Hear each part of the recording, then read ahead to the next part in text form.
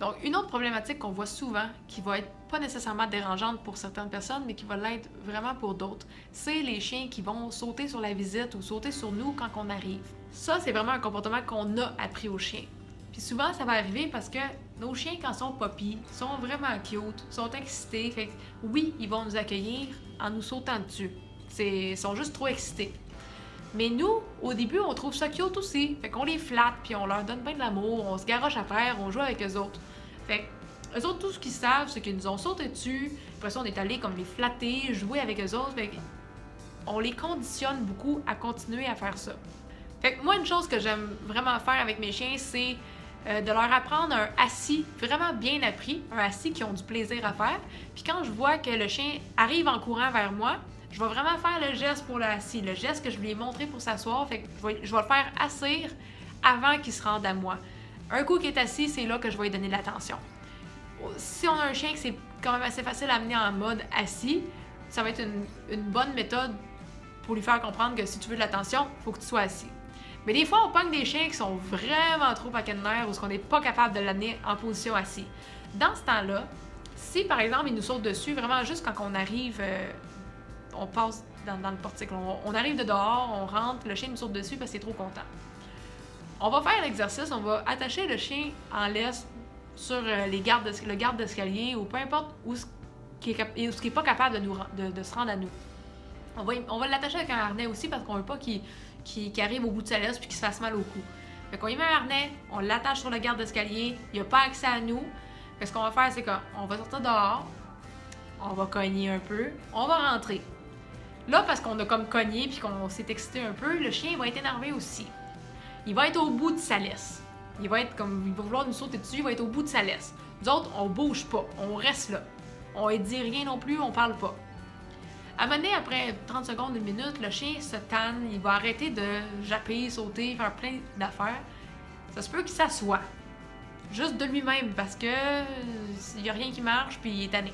Fait qu'il va s'asseoir, puis au moment qu'il s'assoit, on avance vers lui.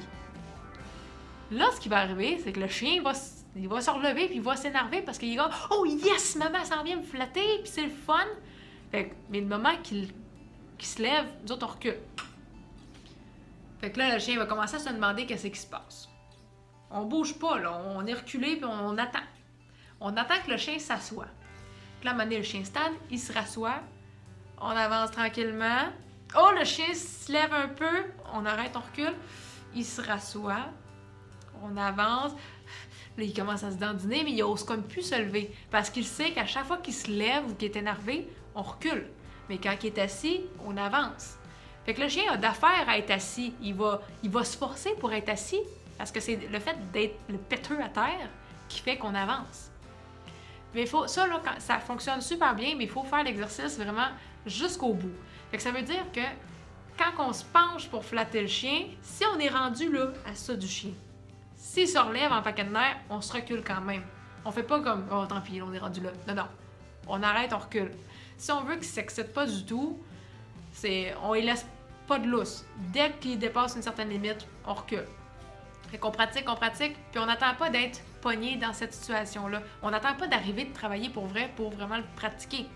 Parce que si vous attendez d'arriver de travailler pour vrai, peut-être que vous allez être pressé pour faire le souper, peut-être que les enfants y attendent depuis un bout. Je ne sais pas comment que ça fonctionne chez vous, mais pratiquez ça, prenez-vous comme un 5-10 minutes dans la journée que vous faites exprès. Vous attachez le chien, on s'en va dehors, on cogne, on prend vraiment le temps que ça prend pour le gérer.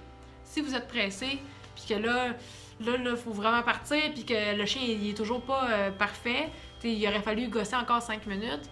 Si on arrête tout cela, on vient de scraper l'exercice. Fait que prenez le temps que vous avez besoin, faites ça quand vous avez rien d'autre à faire, puis quand il n'y a pas trop de distractions autour. Puis ça, c'est le truc qui marche le mieux.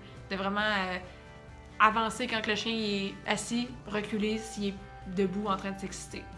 Les chiens comprennent très très vite. Si vous voulez une autre manière de gérer un chien qui vous saute dessus dans le portique, vous pouvez toujours installer une barrière de bébé qui va séparer comme le portique de l'autre pièce à côté. Souvent, les portiques sont dans le salon, fait qu'on peut mettre une barrière entre le salon et la cuisine qui va faire que le chien n'a pas accès directement à vous. Fait que vous êtes capable de rentrer, enlever vos souliers, faire vos affaires. Après, on laisse aller le chien, puis il ne vous saute pas dessus pendant que vous enlevez vos souliers. Ça, c'est toujours d'autres options de gérer l'environnement, de mettre le chien en cage.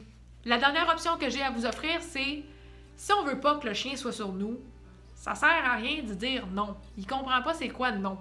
Fait qu'il faut lui dire qu'est-ce qu'on veut. Fait que ce qu'on va faire, c'est qu'on va rentrer on va cogner, rentrer, le chien il est tout content, mais avant qu'il saute, là, on rentre, on pitche de la bouffe à terre. Il n'y a pas de temps d'attente. On rentre, il y a de la bouffe à terre. Puis on s'arrange pour avoir de la bouffe qui goûte bonne. Si on a un chien qui aime manger, c'est un exercice qui va marcher super bien. Fait que chaque fois qu'on rentre, on pitche de la bouffe à terre. Puis ça, au début, on le fait à toutes les fois, mais on y va en diminuant. À un moment donné, ça va être une fois sur deux. À un moment donné, ça sera pas tout le temps. Tout ce qu'on veut, c'est que le chien perde son habitude, que c'est pas parce que je rentre que tu me sautes dessus. Je rentre égale, regarde par terre, il y a de la bouffe qui va apparaître. Fait que ça, c'est juste de rediriger l'animal ailleurs. Puis dans les choses à ne pas faire, ignorer, c'est pas une bonne idée avec les chiens qui sautent. Si vous essayez d'ignorer ou de tourner le dos, encore une fois, comme je vous en ai déjà parlé, les chiens vont faire une explosion de comportement à un moment donné. Fait que s'ils font juste nous sauter dessus, ça se peut qu'à un moment donné, ils sautent puis qu'en plus, ils attrapent notre chandail. Parce que sauter, ça donne plus rien. C'est toujours aléatoire qu'est-ce que les chiens vont essayer de faire, mais c'est rarement quelque chose qui nous fait bien plaisir. Des fois, ils vont sauter, mais après ça, ils vont sauter avec les griffes rentrées dans le bras, ou ils vont déchirer le linge, ou nous renforcer ça dans la peau. Puis, veut pas, même si on veut pas réagir à ça, ça fait mal, puis ça fait péter là, quand ils nous déchirent notre linge. Fait que c'est sûr qu'on réagit. Fait que c'est sûr qu'il va être renforcé. Fait que ignorer, c'est pas une bonne idée. On fait pas ça. À part de ça, de donner des coups de genoux, c'est pas une bonne idée non plus. Ça l'apprend pas au chien qu'est-ce qu'on voudrait qu'il fasse à la place. Il va tout le temps s'essayer de sauter, puis on va toujours avoir besoin de donner le coup de genou. Fait qu'on frappe pas le chien, on crie pas après le chien, on veut pas avoir un chien qui a peur de nous puis qui se met à pas nous truster. Fait que l'idéal, c'est vraiment de rediriger le chien ou d'y montrer qu'est-ce qu'on veut qu'il fasse. On va associer le bon comportement à sa récompense. Si vous avez des questions, n'hésitez pas à les mettre dans les commentaires sous cette vidéo. Si vous avez un chien qui est vraiment trop intense, vous pouvez toujours me mettre une vidéo sur YouTube et m'envoyer le lien dans les commentaires. Ça va me faire un plaisir d'aller regarder qu'est-ce qu'il fait et d'essayer de vous aider le mieux possible avec ça. Mais mettez-les dans les commentaires, par exemple, c'est toujours plus facile si on peut faire profiter à tout le monde des conseils. Donc, on se revoit dans la prochaine vidéo pour ce cours. Bye bye tout le monde!